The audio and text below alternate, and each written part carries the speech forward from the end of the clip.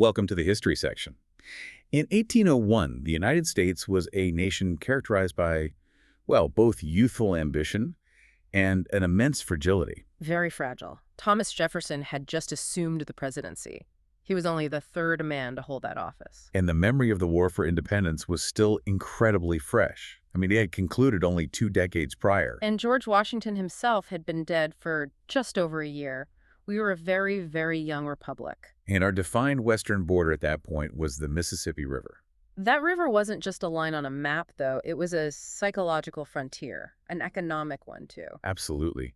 Because beyond the Mississippi lay a territory so vast, so poorly charted, that its actual boundaries were still a matter of pure speculation. Right. This was the Louisiana province, a foreign territory stretching westward, eventually meeting this formidable geographical barrier they called the Rocky Mountains. Or sometimes the Stony Mountains in the literature of the day. The Stony Mountains, exactly. And the administration of this huge undefined area was really centralized in 2 key locations. You had New Orleans, which anchored the lower province. It was the commercial gateway to the Gulf of Mexico. And then further north, St. Louis. It served as the upper capital, functioning as the hub for the fur trade, and really all dealings with the Western indigenous peoples. And for generations, I think most Americans had simply assumed that Louisiana belonged to Spain. It was a safe assumption dating back to the Treaty of Paris, but that started to destabilize almost immediately after Jefferson took office. How so? Well, by 1802, there were these powerful rumors circulating that Spain had secretly negotiated a cession. Ceding the entire Louisiana province back to France. Back to France, the nation that had originally claimed it. This was all formalized in the 1800 Treaty of San Ildefonso, and it was a complete game changer. Because suddenly, your weak, sometimes disorganized Spanish neighbor is about to be replaced by a continental superpower. Led by Napoleon Bonaparte, no less. And that geopolitical shift didn't stay theoretical for long. It quickly manifested as a direct economic crisis. It did. The formal transfer from Spain to France was still pending. Spanish flags were still flying over New Orleans and St. Louis into 1803, but the Spanish governor in New Orleans took action. Don Juan Ventura Morales. Yes. He took this unilateral, very provocative action in October of 1802. He just suddenly banned American flatboats from using the Mississippi River. Which was catastrophic. Right. I mean, you can't overstate the impact of that. Not at all. The entire economy of the Ohio Valley, of all the western settlements, depended absolutely on the ability to float goods downriver to New Orleans. That's where they could be transferred to. Ocean-going vessels get to the global market. Closing that port meant cutting off the economic lifeblood of the entire Trans-Appalachian region.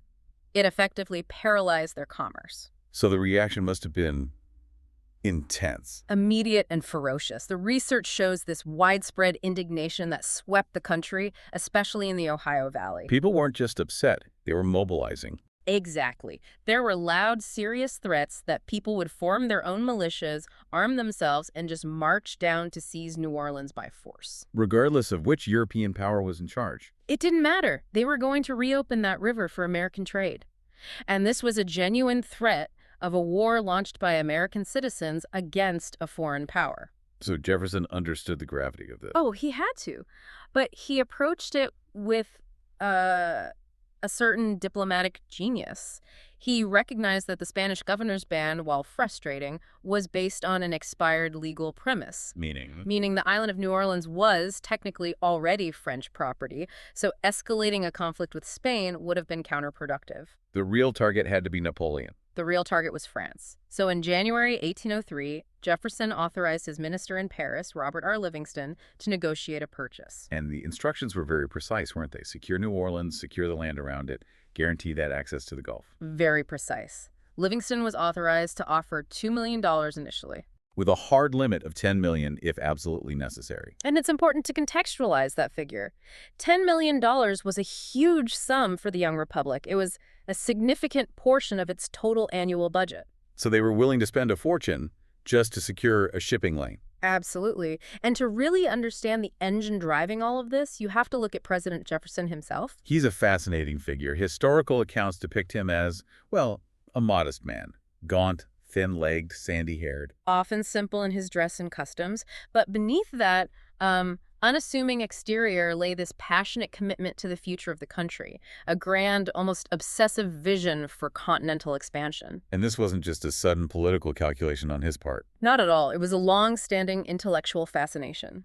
Jefferson had spent years poring over the crudest, most speculative maps. Maps sketched by fur hunters, Native Americans, adventurers. Anyone who had been out there. And his ultimate goal, a goal he'd had for decades, was almost mythical.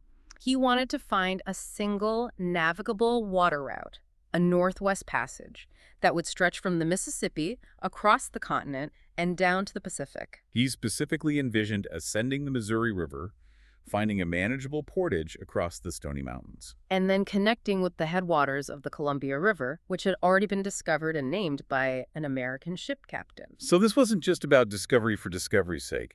It was about commerce. It was about laying a commercial claim to the Pacific trade rights before the British, who were pushing south from Canada, could dominate them. And Jefferson had tried this before, hadn't he? He had. Twice, in fact. Previous smaller expeditions he had funded or supported were either turned back or just failed to launch successfully. Lack of resources, political friction. All of the above. But now, as president, he was determined to secure this path. So even as Livingston was sailing with instructions to buy New Orleans, Jefferson was already moving forward with a separate, secret plan. A plan for exploration. Yes. A plan that required opening that trail regardless of whether the land belonged to France or, well, the United States. And that pre-existing plan proved to be incredibly prescient. Because back in Paris, the diplomatic situation was about to take a sudden and spectacular turn. A huge pivot. Initially, Napoleon Bonaparte had absolutely no interest in selling New Orleans. He had his own grand dreams for Louisiana. He did. He intended to flood the territory with French soldiers, with colonists, to establish what he called another France, a continental supply base for his Caribbean empire. So the diplomatic pressure was immense. Congress even had to appoint James Monroe as an envoy extraordinary to support Livingston. And Monroe arrived in Paris on April 12, 1803. But in one of those great accidents of history, the deal was already essentially done the day before he even got there. Napoleon's dream had shattered. It had shattered under the weight of global strategy and financial reality. The rebellion in the French colony of Haiti-Saint-Domingue had drained his resources, his manpower. And the prospect of a new war with England was becoming more and more certain. It was imminent. And Napoleon correctly calculated that the British, operating from Canada or with their dominant navy in the Gulf, could easily seize Louisiana. Before France could possibly defend it. So he faced a choice. Watch the British take it for free, or sell it quickly to the Americans for cash. Cash to fund his war against England. Precisely. On April 11, 1803, Napoleon directed his ministers to offer the United States the entire Louisiana province, not just New Orleans. The whole unknown, enormous territory. And the offer was presented as a high-stakes, all-or-nothing proposition. It was. Take all at 80,000 francs or $15 million, or take nothing. Livingston and Monroe were instantly thrown into a historic predicament. A huge one. Their mandate was strictly capped at $10 million and only for New Orleans. Taking this deal meant committing the nation to a colossal debt and risking political ruin for exceeding their authority. But they seized the moment. They did. They acted as true patriots, recognizing this once-in-a-lifetime opportunity. They risked the rebuke and signed the purchase papers on April 30, 1803. Without waiting months for congressional approval, Napoleon signed on May 2nd. And that decisive, unauthorized act instantly doubled the size of the United States. Congress eventually ratified the purchase on October 17, 1803. And for that staggering $15 million, the U.S. acquired territory from the Mississippi all the way to the summits of the Rocky Mountains. When you break it down, the cost was less than 3 cents an acre. For 828,000 square miles, the total sum was about $11.4 million paid directly to France, and then another $3.75 million was applied to settling French debts owed to American citizens. And the documents confirming all this took months to cross the Atlantic. They didn't reach Jefferson until July 1803. Which is fascinating because up to that point, Meriwether Lewis had been preparing for an expedition into French territory. It would have required complex diplomatic permissions. But the deep insight here is that Jefferson's planning was so thorough, so driven by that long-term vision, that acquiring the land required no change to his existing instructions. He was ready. He had already planned the exploration of this land. Now he simply owned it. Now, the leader Jefferson had selected for this monumental task was Captain Meriwether Lewis. A young man, only 29. Virginia-born, from a prominent family, an officer in the 1st Infantry. At the time of his selection, he was actually serving as Jefferson's private secretary. For $500 a year. The historical accounts really emphasize the closeness of their relationship. They describe Lewis as being like an own son to the president. And he's described as slim, erect, handsome, brave. Sunny hair, flashing blue eyes. He had actually volunteered for those earlier unsuccessful Western exploration attempts, but Jefferson had needed him in Washington. So now, the president was granting him the realization of a personal ambition that really mirrored his own. The first critical step, of course, was establishing the financial scope of the mission. Right. Lewis was tasked with estimating the cost. From St. Louis, up the Missouri, across mountains to the Pacific, and back. And Lewis, perhaps a bit fueled by his own eagerness, came up with a very, very optimistic figure. He figured $2,500 would cover the entire expense. For an 18-man party, for a round trip that could span 2 full summers. $2,500. It's one of those figures that just seems profoundly unrealistic, even for the time. It speaks to either, well, incredible naivete or, more likely, a deliberate strategic underestimation by Lewis. Just to ensure rapid congressional approval. Exactly. And Jefferson accepted the estimate. In his message to Congress in January 1803, he framed the expedition not just as a geographical venture. He framed it as a commercial and geopolitical necessity. Right. He argued that this small sum would allow a party of well-led soldiers to map the trail, collect invaluable scientific data on climate, geology, Native American group, and crucially, encourage American traders to use the Missouri as a new highway, directly competing with the British fur trade coming out of Canada. So Congress, convinced by the modest cost in the argument, approved the sum. And Lewis, now officially the leader, was immediately sent to Philadelphia for some crucial pre-departure preparation. This wasn't just a shopping trip, it was intensive, directed study. Jefferson advised him to immerse himself in botany, geology, astronomy, surveying. Lewis had to transform from a military officer into a highly functional scientific observer. Someone capable of delivering a comprehensive report on this new country. The military outfitting was just as important. Lewis traveled to Lancaster, Pennsylvania, home of the celebrated Henry Flintlock rifle manufacturers. And he personally inspected and supervised the manufacture of these high-grade rifles, all built to his precise specifications. These weapons were absolutely essential. Not just for hunting, but for the defense of the corps. And Jefferson, recognizing the scale and danger of the journey, imposed a 2-leader structure. To provide against accident to one, as he put it. Lewis immediately turned to his longtime friend and former military colleague, William Clark, to act as co-commander. Clark was slightly older, 33 in 1803. Also Virginia-born, but raised in Kentucky. He's described as a large-framed man, russet-haired, gray-eyed, round-faced, known for being kindly, firm, and just thoroughly honest. And Clark's background was incredibly rich in frontier experience. He was the younger brother of the famed General George Rogers Clark, who had secured that crucial region west of the Alleghenies during the Revolution. And William Clark himself had fought extensively to defend those new settlements against both British and Native American resistance. During a time when some indigenous groups had vowed, "No European cabin shall smoke beyond the Ohio," he earned a reputation for being as brave as Caesar. Now, although Clark had retired from the regular army, he still held the rank of captain in the militia.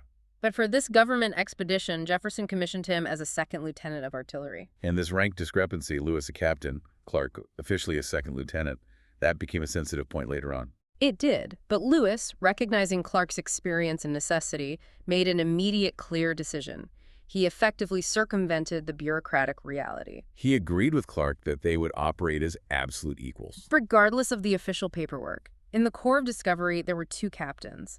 And Lewis ensured that equality was maintained throughout the journey. It really demonstrates his respect for Clark's ability and his pragmatic approach to leadership.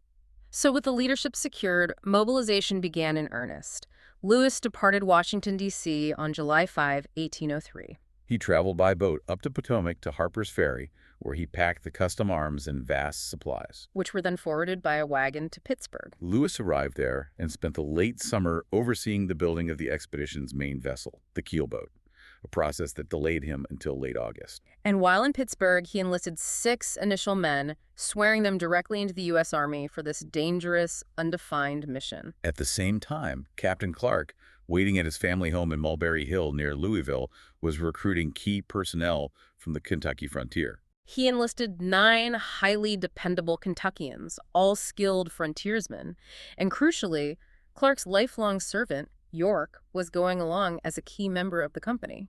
A presence that would later become a focus of intense curiosity among the Native American groups they encountered. Lewis finally launched his newly constructed, heavily laden flatboat down the Ohio River on August 31st. And the vessel was cumbersome.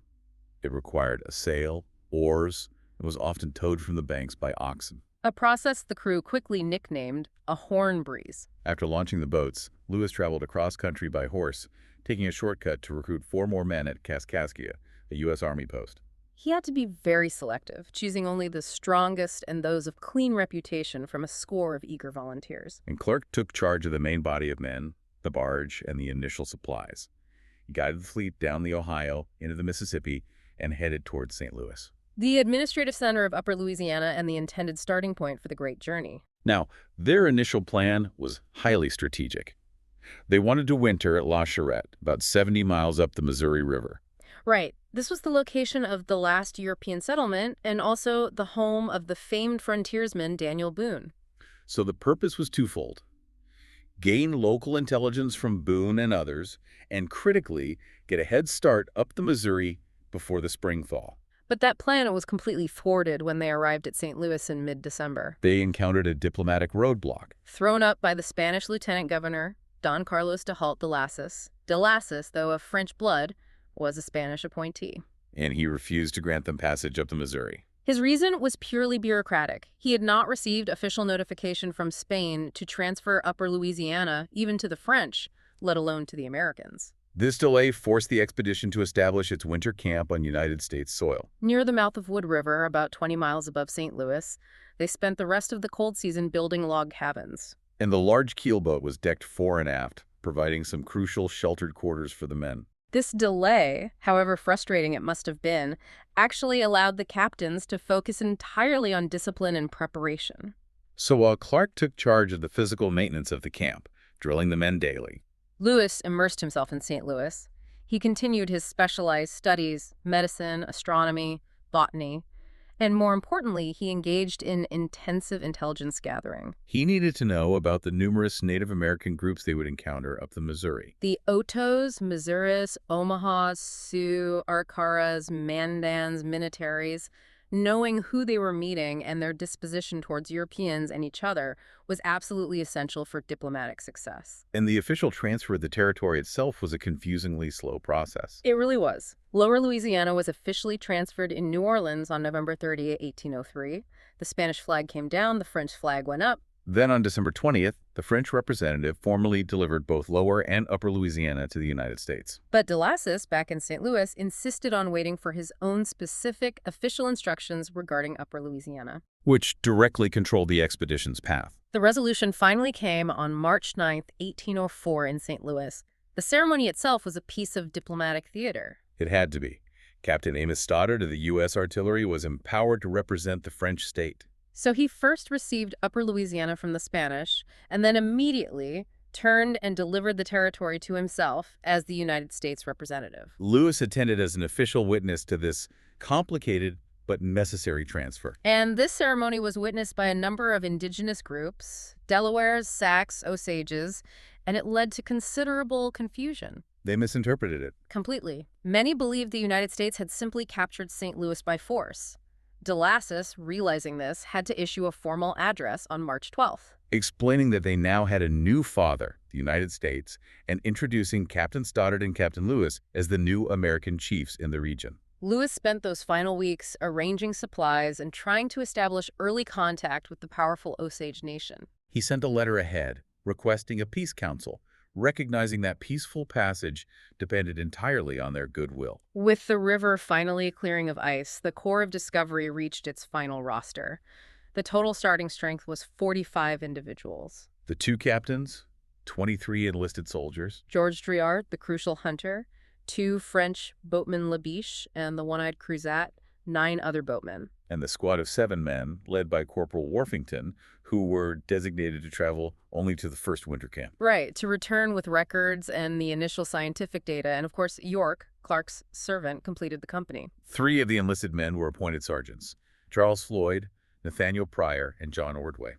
And their equipment really reflects the dual nature of the expedition, military and scientific. They had the custom Henry flintlock rifles, pistols, hunting knives. And the powder was stored cleverly in lead canisters. So once the powder was used, the empty canisters could be melted down to cast fresh bullets. A continuous, self-sustaining resource loop. They also carried scientific instruments for mapping and specialized medicine, including the new smallpox vaccine, or kindpox, Which they intended to use to inoculate Native American groups. For defense, they had a small cannon, a blunderbuss, mounted on the main boat. And the most publicized piece of tech was that wonderful air gun that shot 40 times without reloading. A repeating rifle powered by compressed air. It was intended to shock and impress the indigenous peoples with advanced American technology. And the diplomatic outfit was just as strategic. Yeah. 7 large bales of military stores, a sample box, and 14 bales of gifts. And these gifts were strictly categorized based on the perceived status of the recipient. Lavish presents like laced coats, flags, iron tomahawks. Beads, looking glasses, colorful handkerchiefs, paints. But the most significant diplomatic tools were the 3 classes of medals. First and second class medals in solid silver for the most important chiefs. And third-class pewter medals for lesser chiefs or men of influence. Presenting these medals was the physical act of asserting the Great White Father at Washington as the new sovereign power. And their small fleet consisted of 3 vessels. The flagship was the keel boat, the bateau, built in Pittsburgh. A 55-foot flatboat, rigged for a sail, capacity for 11 oars per side. And Lewis had cleverly designed the central storage lockers. So their lids, when raised, formed a line of breastworks for defensive cover. And the blunderbuss was mounted right in the bows. Despite its size, the boat only drew 3 feet of water, which was essential for the shallow Missouri. Accompanying the keelboat were 2 pirogues, smaller, open flatboats. One painted red, the other white, manned by 6 or 7 oarsmen each. They also carried the disassembled steel framework of a collapsible canoe. Intended to be covered with bark or skins for use far upriver where the larger boats couldn't go. And finally, 2 horses traveled along the banks by land, used for hunting and scouting. A critical addition. After all the final preparations, the expedition finally launched shortly before 4 p.m. on May 14, 1804. The residents of St. Louis gathered to watch. The keelboat's blunderbuss fired a salute, which was answered by the cannon of the fort. Captain Clark, leading the departure, was in his full-dress uniform, blue coat trimmed in red, gold epaulets, sword, the 3-cornered chapeau. The crew was a more practical sight. The Kentuckians in buckskins, soldiers in flannel, the French boatmen in brightly fringed woolens, and scarlet kerchiefs. Lewis was delayed, finalizing those talks with the Osages. He joined the boat 6 days later at St. Charles. And it was there, on May 21st, that the expedition officially moved onward and immediately shed the formal attire. The captains, like the men, quickly exchanged their dress uniforms for practical buckskins and moccasins. The reality of travel on the Missouri River was, well, immediately brutal. The river was tawny with silt, flooded with melted snow, and it presented a constant series of hazards, shifting sandbars, crashing banks. And most dangerously, the black snags submerged tree trunks just beneath the surface, capable of tearing the bottom out of the keelboat. Progress was agonizingly slow. The men were rowing, poling, hauling the heavy boats with ropes from the banks. Sometimes having to jump overboard into the strong current just to shove the vessel over a sandbar. The fact that they traveled 836 miles in 3 months just underscores the sheer physical labor involved. They soon passed La Charette, Daniel Boone's final residence, and the last permanent European settlement they would see for years. Beyond that point, they were in Native American territory. They passed the mouth of the Osage and Kansas rivers. Their early encounters were mixed. They met some Kickapoos, but the most significant intelligence came from traders descending the river. And these traders brought discouraging news. One Osage raft reported that the Osages had scoffed at Lewis's message, burned his papers, and simply didn't believe the U.S. had acquired St. Louis. A sign that asserting American sovereignty was going to be a much bigger challenge than they thought. But then a crucial piece of luck. They encountered a Sioux raft and hired old Pierre Dorion, an experienced trader who had lived among the Yankton Sioux for 20 years. The captains hired him on the spot to accompany them and negotiate with the powerful and sometimes hostile Sioux nation. And from the very start, the documentation of the journey was rigorous. Both Captains Lewis and Clark maintained detailed journals. And several enlisted men also kept their own daily accounts. Sergeants Floyd, Pryor, and Ordway, and several privates. This trove of multiple perspectives gives us an unparalleled record of every single day's events. The first formal diplomatic council finally took place in early August 1804. It was situated nearly 50 miles above the mouth of the Platte River on the Nebraska side of the Missouri. They christened the location the Council Bluffs. But the turnout was disappointing. It was. The captains were hoping to broker a peace treaty, but only a few Otoes and Missouris arrived. The powerful Omahas had fled the region. Due to a smallpox epidemic. A devastating one. And by the time of the council, internal discipline was already a problem. 2 men, the voyageur Liberté and the soldier Moses Reed, were reported missing. Deserters. So Lewis and Clark had to dispatch a party to capture them, demonstrating that maintaining order was a continuous, difficult process. Now, while the American expedition waited at Council Bluffs, the Otoes held their own council at their buffalo hunt camp. And their scouts reported back after observing the Americans. Their description was quite vivid. They spoke of 2 chiefs, one with red hair, Clark, and one with yellow hair, Lewis. They detailed the 3 boats, the large one with the thunder gun, and the 2 smaller pirogues, one red, one white. And they described the strange company. Soldiers, French boatmen, and the black man, York, who the Otoes considered great medicine. They even noted the American flag, calling red, white, and blue their medicine colors. Chief Little Thief agreed to the council, but his motivation was strategic. He hoped the new white father would protect his tribe from the robbers, the Omahas. It shows that diplomacy was really being driven by existing intertribal tensions, not by American influence. And this is where the narrative introduces a very complex human element. A boy, referred to by the tribe as Little White Osage. He stood out, light-skinned, brown hair, blue eyes. The Otoes had bought him from the Osages, and the name was often used as a term of contempt. The boy had only fragmented memories of his origins, recalling a light-haired, soft-skinned mother among the Osages who had taught him some English words. Feeling mistreated, he slipped away, determined to find the group of United States warriors he'd heard about. He located their camp and watched them from a distance. He saw them set the prairie on fire. A common signaling method to attract groups to council. But the sudden blaze cut off his retreat.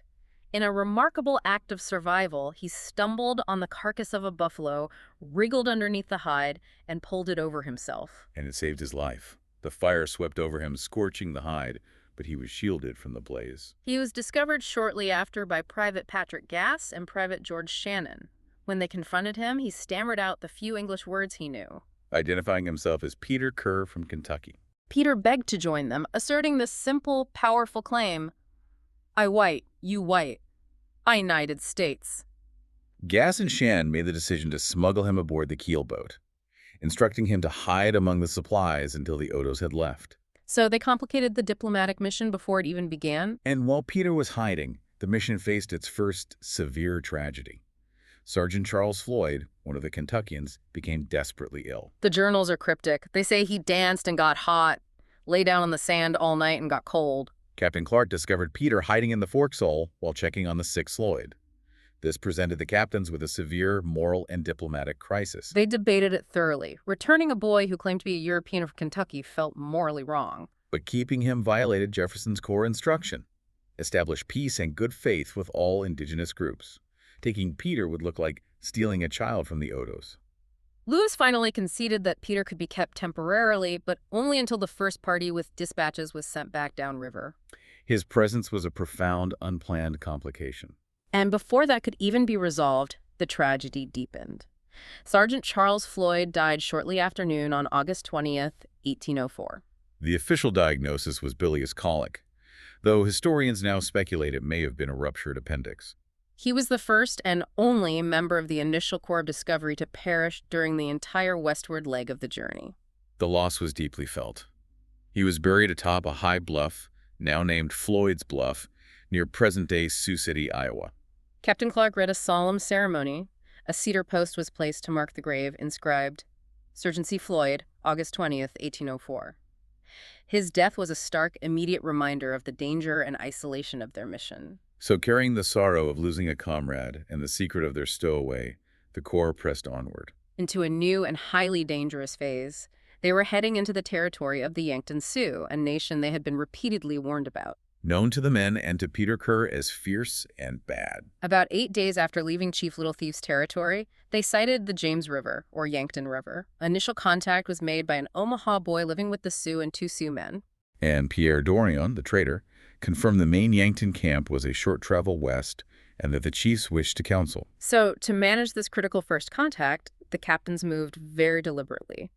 Sergeant Pryor and another man, guided by Dorion, went ahead to arrange the council. They specifically delayed the main meeting until the next morning to avoid appearing hurried, to project confidence and authority. Dorion also used the opportunity to reconnect with his family, including his mixed-race son, young Pierre, who lived among the Yankton. Before the formal council, the hazards of the Missouri delivered another warning.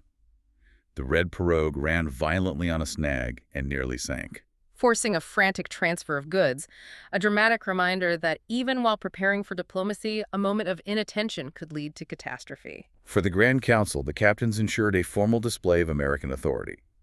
A pole was set up, flying the United States flag. Both Lewis and Clark donned their full-dress uniforms, Lewis in blue with light blue trim, Clark in blue with red trim to project maximum military dignity. The Sioux delegation arrived in force, almost 100 individuals, on horse and foot, decorated with streamers and necklaces of immense bear claws. The sheer number required extreme caution. The cannon on the keelboat remained pointed toward the camp, visible and ready if needed. The initial interaction was dominated by the unique presence of York. The Sioux had never encountered a black man before and were intensely fascinated. One chief tried to rub the black color off his cheek, another grabbed his hair, believing he was great medicine. Captain Clark signaled York to manage the situation, and York played into the mystique, making fierce faces and physical displays. It transformed the curiosity into a powerful diplomatic tool, reinforcing the idea that the Americans had brought a figure of great spiritual power with them. The council was held under an oak tree. The head chief was Wooka, or shake hand. Other leaders included White Crane, struck by the Pawnee, and Half Man, a surprisingly humble figure who said, "I am no warrior, I only half a man." Lewis delivered the prepared speech, explaining the land transfer, introducing the new white father at Washington, and demanding that all red children of the new father be at peace with one another. Wooka, as head chief, received the highest protocol gifts: a first-grade silver medal, a paper certifying his position, a chief's coat, and a cocked hat with a red feather. Following the speeches, the peace pipe was smoked, formally solidifying the initial agreement of friendship. But the Sioux response, delivered by Wooka, was diplomatic but grounded in economic reality. They agreed to peace but immediately emphasized their poverty. They requested powder, ball, and their great father's milk whiskey. And this request established the critical dynamic. The Americans demanded peace and sovereignty, but the indigenous peoples immediately sought essential trade goods and resources, a foundational exchange that would define future relations. To conclude the day, the captains provided entertainment. One-Eyed Cruzat and George Gibson played violins, and the Yanktons celebrated almost all night. And old Pierre Dorion promised to take some of the chiefs to visit Washington in the spring, promising a direct relationship with the new great father. The final matter to settle was the stowaway, Peter Kerr. Lewis suggested Peter travel back with Dorion in the spring. But Peter stubbornly refused. He declared his intention to continue to the Pacific, citing his potential usefulness with sign language. Clark, amused, joked that Peter knew as much about the trail as their primary hunter, Drouillard. So Lewis conceded. He agreed that Peter could remain with the expedition at least as far as the Mandan village, where they would reassess his status in the spring. The early diplomatic efforts of the expedition were foundational to asserting American sovereignty over the newly acquired territory. Consider the long-term impact of these initial encounters, where the promise of peace was immediately coupled with a refusal to provide necessities such as powder and ball, a dynamic that would define future relations across the continent. Thanks for listening. We hope you enjoyed learning something new. That's all for now, but in case you didn't notice, there are a lot more episodes on this subject available on this channel. If you're enjoying these historical podcasts, please like and subscribe and share with other history buffs. While this is an AI recording, the research that has gone into this production is comprehensive and focuses on very specific moments in history, designed to bring as much detail to the listener as possible. Thanks again for listening in.